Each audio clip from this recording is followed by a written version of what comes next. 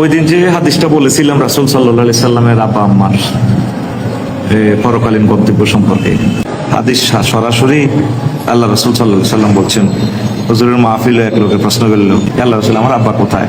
রাসূল বললেন ফিন্নার, তোমার আব্বা জাহান্নাম। সাহাবী রে, তোমার আব্বা আর আমার আব্বার গতি একটাই, এক জায়গায়, তারা জাহান্নামে। এই যে কথাটা মুসলিম শরীফের হাদিস, রব আমার আম্মাকে আমি একটু ক্ষমা প্রার্থনা করি না, আমাকে আমার রব এটার অনুমতি দেয় নাই। যেসব ইহুদিদের দালাল জাহেল মৌলবীরা প্রিয় নবীজি সাল্লাল্লাহু আলাইহি সাল্লামের পবিত্র পিতামাতাকে জাহান্নামী বলতে চায়, নাউজুবিল্লাহ, ওরা কিছু মানসুখ হাদিস শরীফ দলিল হিসেবে উল্লেখ করতে চায়।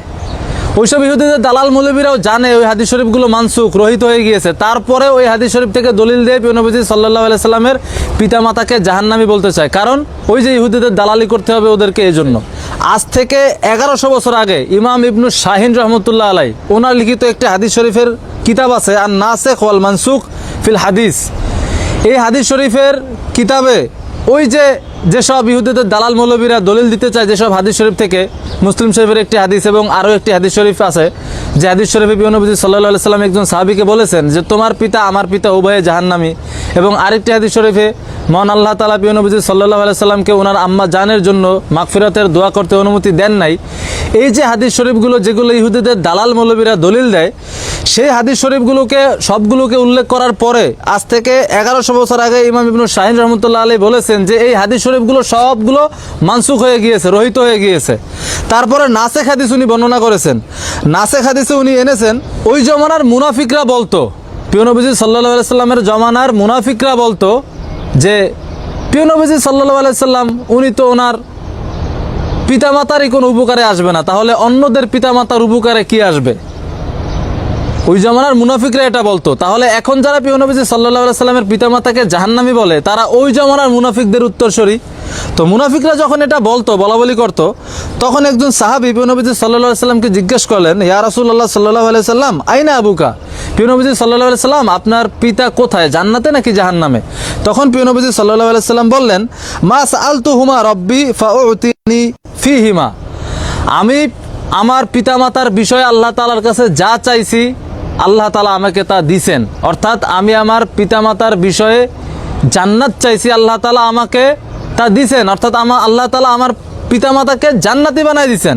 এরপরে 1100 বছর আগে ইমাম ইবনু শাহিন রহমতুল্লাহ আলাইহি ওনার লিখিত আর নাসেখ ওয়াল মানসুখ ফিল হাদিস, এই হাদিস শরীফের গ্রন্থে আরেকটি হাদিস শরীফ এনেছেন প্রিয় নবী সাল্লাল্লাহু আলাইহি সাল্লামের পিতামাতা জান্নাতি বিষয়ে।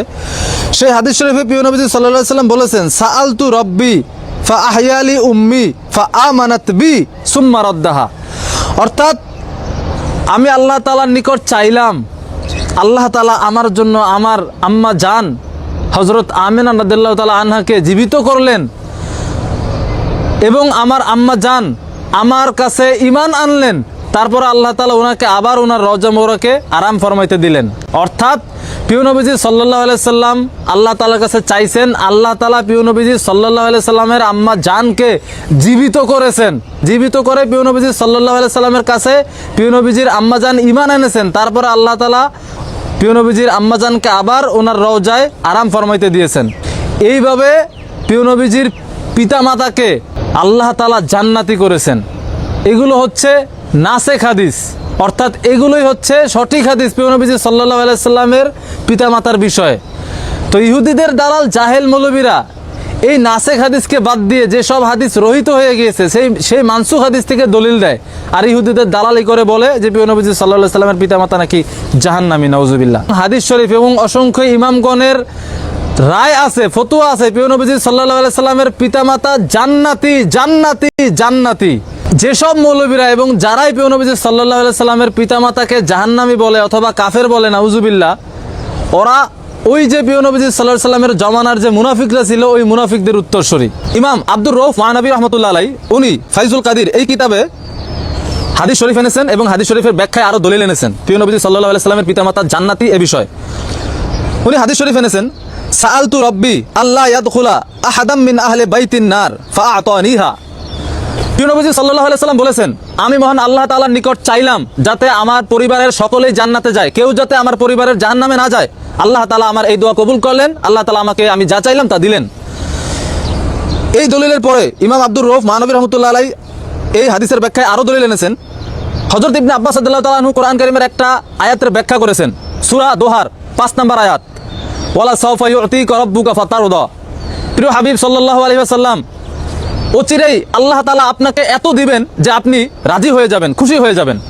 ইবনে আব্বাস রাদিয়াল্লাহু তাআলা আনহু বলেন যে আল্লাহ তাআলা কিভাবে প্রিয় নবীজি সাল্লাল্লাহু আলাইহি ওয়াসাল্লামকে খুশি করবেন, রাজি করবেন। ইবনে আব্বাস রাদিয়াল্লাহু তাআলা আনহু এই আয়াতের ব্যাখ্যায় বলেছেন, আল্লাহ ইয়াদখুলা আহাদাম মিন আহলি বাইতিহিন নার, অর্থাৎ প্রিয় নবীজি সাল্লাল্লাহু আলাইহি ওয়াসাল্লামের পরিবারের একজনকেও আল্লাহ তাআলা জাহান্নামে দিবেন না, অর্থাৎ প্রিয় নবীজি সাল্লাল্লাহু আলাইহি ওয়াসাল্লামের পরিবারের সকলেই জান্নাতি। আল্লাহ তাআলা প্রিয় নবীজিকে এভাবেই খুশি করবেন, রাজি করবেন, অর্থাৎ প্রিয় নবীজি সাল্লাল্লাহু আলাইহি ওয়াসাল্লামের পরিবারের একজনকেও আল্লাহ তাআলা জাহান্নামে দিবেন না। সূরা দোহার 5 নম্বর আয়াতের ব্যাখ্যায় হযরত ইবনে আব্বাস রাদিয়াল্লাহু তাআলা আনহু এই তাফসীর করেছেন। এই দলিল আনার পরে লেখক, এই কিতাবের লেখক আব্দুর রউফ মানবী রাহমাতুল্লাহ আলাইহি উনি লিখেছেন, ওয়া জাআলাহু শাহিদান লিদুখুলি আবাওয়াইহিল জান্নাহ। কোরআন কারীমের এই দলিল এবং হাদিস শরীফই প্রমাণ করে যে প্রিয় নবীজি সাল্লাল্লাহু আলাইহি ওয়াসাল্লামের সম্মানিত পবিত্র পিতামাতা জান্নাতি। ইমামগণ কোরআন কারীমের দলিলের আলোকে এবং হাদিস শরীফের দলিলের আলোকে প্রিয় নবীজি সাল্লাল্লাহু আলাইহি ওয়াসাল্লামের পিতামাতাকে জান্নাতি বলেছেন, আর ইহুদিদের দালাল জাহেল মৌলবীরা প্রিয় নবীজি সাল্লাল্লাহু আলাইহি ওয়াসাল্লামের পিতামাতাকে জাহান্নামী বলে, নাউজুবিল্লাহ। এরপরে যেসব মৌলবীরা প্রিয় নবীজি সাল্লাল্লাহু আলাইহি ওয়াসাল্লামের পিতামাতাকে জাহান্নামী বলে, ওদের বিষয়ে ফতোয়া কি হবে? ওদেরকে মালউন বলতে হবে, জাহান্নামী বলতে হবে। কারণ এই ফতোয়া আমি না, আজ থেকে 1000 বছর আগেই মালিকি মাযহাবের অনেক বড় একজন ইমাম আবু বকর ইবনুল আরাবী উনি এই ফতোয়া দিয়ে গেছেন। এই ফতোয়াটি দলিল সহ এনেছেন ইমাম জালালউদ্দিন সুয়ুতী রাহমাতুল্লাহ আলাইহি আজ থেকে 700 বছর আগে উনার লিখিত আল হাবিলিল ফাতাওয়ায়। আল হাবিলিল ফাতাওয়া দ্বিতীয় খণ্ড 231 পৃষ্ঠায় ইমাম জালালউদ্দিন সুয়ুতী রাহমাতুল্লাহ আলাইহি দলিল এনেছেন, ওয়া সুইলাল কাদি আবু বকর ইবনুল আরাবী আন রাজুলিন ক্বাল ইন্না আবা আন-নবী সাল্লাল্লাহু আলাইহি ওয়াসাল্লাম ফিন নার। প্রিয় নবীজি সাল্লাল্লাহু আলাইহি সাল্লামের পিতামাতা জাহান্নামী, এই কথা যে বলে এ বিষয়ে তাকে প্রশ্ন করা হলো, তার বিষয়ে ফতোয়া কি হবে, তার বিষয়ে হুকুম কি হবে? ফাআজাবা বিআন্না মান ক্বালা যালিক ফাহুয়া মালউন। আজ থেকে 1000 বছর আগে মালিকি মাযহাবের বিচারক, জগৎ বিখ্যাত ইমাম ইবনুল আরাবী রাহমাতুল্লাহ আলাইহি ফতোয়া দিয়েছেন যে বা যারাই প্রিয় নবীজি সাল্লাল্লাহু আলাইহি ওয়াসাল্লামের পিতামাতাকে জাহান্নামী বলবে, ওরা মালউন, লানতপ্রাপ্ত। উনি ওনার নিজের কথা বলে নাই, কিভাবে লানতপ্রাপ্ত? লিকাউলিহি তাআলা, আল্লাহ তাআলা যে কোরআন কারীমে বলেছেন, সূরা আহজাবের 57 নম্বর আয়াতে আল্লাহ তাআলা বলেছেন, ইন্নাল্লাযীনা ইউযুনাল্লাহা ওয়া রাসূলাহু লা'নাহুমুল্লাহু ফিদ দুনিয়া ওয়াল আখিরাহ। অর্থাৎ আল্লাহ তাআলা এবং প্রিয় নবীজি সাল্লাল্লাহু আলাইহি ওয়াসাল্লামকে যে বা যারা কষ্ট দেয় তাদের উপরে আল্লাহ তাআলার লানত। ওয়ালা আযান আযমু মিন আইয়ুকালা আন আবিহি ইন্নাহু ফিন নার। আর প্রিয় নবীজি সাল্লাল্লাহু আলাইহি ওয়াসাল্লামকে এর চেয়ে বড় কষ্ট দেওয়া আর কি হতে পারে যে প্রিয় নবীজি সাল্লাল্লাহু আলাইহি ওয়াসাল্লামের পিতামাতাকে জাহান্নামী বলা হয়, নাউজুবিল্লাহ। তাহলে প্রিয় নবীজি সাল্লাল্লাহু আলাইহি ওয়াসাল্লামের পিতামাতাকে জাহান্নামী বলাটাই প্রিয় নবীজি সাল্লাল্লাহু আলাইহি ওয়াসাল্লামকে সবচেয়ে বড় কষ্ট দেওয়া। আর যে বা যারাই প্রিয় নবীজি সাল্লাল্লাহু আলাইহি ওয়াসাল্লামকে কষ্ট দেয় তার উপর দুনিয়া ও আখিরাতে তার উপর আল্লাহ তাআলার লানত এবং তার জন্য জাহান্নামের শাস্তি অবধারিত।